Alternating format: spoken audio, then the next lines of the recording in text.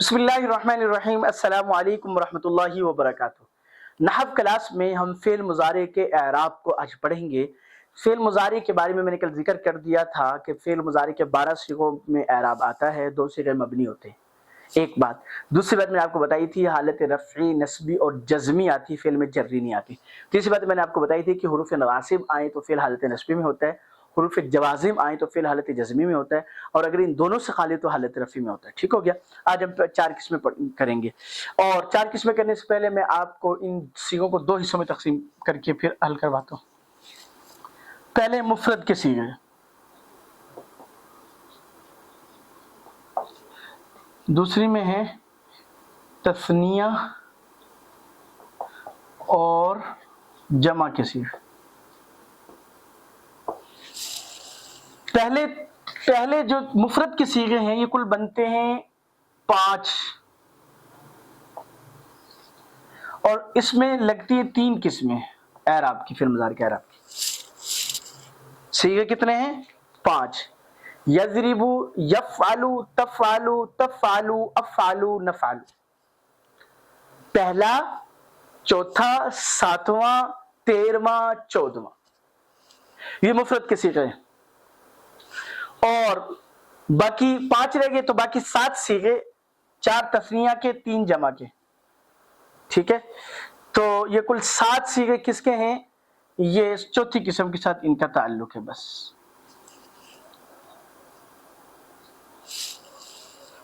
ٹھیک ہو گیا جی؟ یہ آپ نے سمجھنا ہے جی۔ اب دیکھیں مثال کے طور پہ یفعلو، یفعلانی 1، یفعلون 2، تفعلو، تفعلانی 3، یفعلنا کو نکال دیں، تفعلو، تفعلانی 4 ہو گئے۔ اچھا، تفعلون 5 ہو گئے، تفعلینا جی 6 ہو گئے، ٹھیک ہے، اور تفعلانی 7 ہو گئے۔ یہ صیغے ہیں، 4 تثنیہ کے، 2 جمع کے، اور 1 واحد مؤنث حاضر کا، یہ ذہن میں رکھیں، ٹھیک ہے۔ اچھا، یہ کل 7 صیغے بنتے ہیں۔ ایک اور بات ذہن میں رکھیے جس سے آپ کو سمجھ میں آ جائے گا، یہ قسمیں ہیں فعل مضارع کے اعراب کی، لیکن یہ اسم کے اعتبار سے، نحو کے اعتبار سے ہیں، صرف کے اعتبار سے نہیں ہے۔ دوبارہ سمجھ لیجئے کہ فعل مضارع کے اعراب کی جو 4 قسمیں ہیں، یہ قسمیں نحو کے اعتبار سے ہیں، صرف کے اعتبار سے نہیں ہیں۔ اب اس بات کو سمجھیے، نحو میں صرف آخر حرف کو دیکھا جاتا ہے، اور صرف میں فاعل، لام، تینوں کلموں کو دیکھا جاتا ہے۔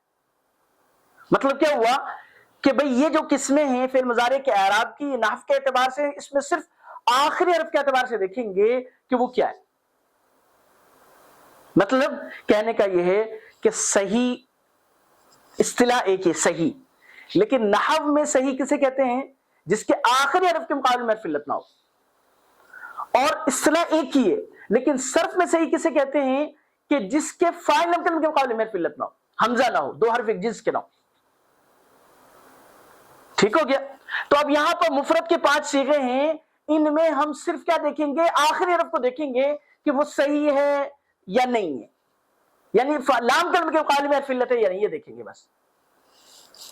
ٹھیک ہے، مثال کے طور پہ اب یقولو ہے، یہ نحو کے اعتبار سے صحیح ہے، کیوں کہ لام کلمہ کیا ہے؟ حرف علت نہیں، لیکن صرف کے اعتبار سے یجب ہے، ابھی ہم نے حل کیا۔ میری بات سمجھ آ رہی ہے؟ نحو کے اعتبار سے یہ کیا ہے؟ اچھی طرح سمجھ لیجئے، نحو کے اعتبار سے یہ صحیح ہے، اور مفرد کا صیغہ ہے، صرف کے اعتبار سے صحیح نہیں ہے۔ تو ہم نے جو فعل مضارع کے اعراب کی 4 قسمیں کرنی ہیں، وہ نحو کے اعتبار سے کرنی ہے، صرف کے اعتبار سے نہیں کرنی۔ اس لیے ہم نے آخری حرف کو دیکھنا ہے بس۔ آخری حرف پر حرف علت آ رہا ہے تو وہ صحیح نہیں ہے، آخری حرف علت نہیں آ رہا تو وہ صحیح ہے، وہ اگرچہ صرف کے اعتبار سے صحیح نہ ہو۔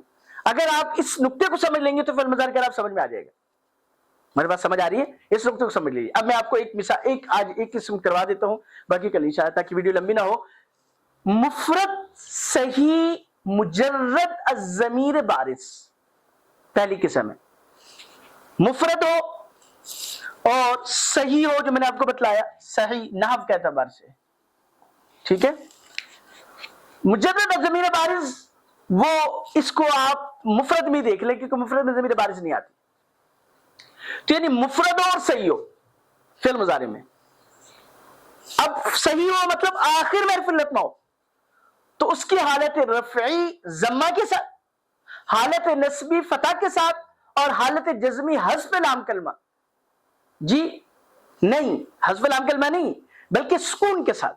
کیوں کہ یہ صحیح ہے. مثال کے طور پہ یقولو ہے. اب یہ صرف کا نحو کے اعتبار سے صحیح ہے نا. یقولو حروف نواسب و جوازم سے خالی ہے تو یہ کون سے حالت رفعی میں ہے. لن یقولا حروف جازمہ شروع ناصبہ شروع میں تو یہ حالت نصبی میں. لم یقل حروف جازمہ شروع میں تو یہ حالت جزمی میں ہے. یہ صحیح کیوں؟ نحو کے اعتبار سے. میری بات سمجھ آ رہی ہے؟ اس بات کو اچھی طرح سمجھیے. آج میں کروا دیتا ساری قسمیں لیکن میں کہتا ہوں ایک جو آپ کو سمجھایا ہے اس کو سمجھ کر آپ اچھی طریقے سے حل کیجیے. ٹھیک ہو گیا؟ اللہ پاک مجھے آپ کو صحیح سمجھ نصیب فرمائے. السلام علیکم ورحمۃ اللہ وبرکاتہ.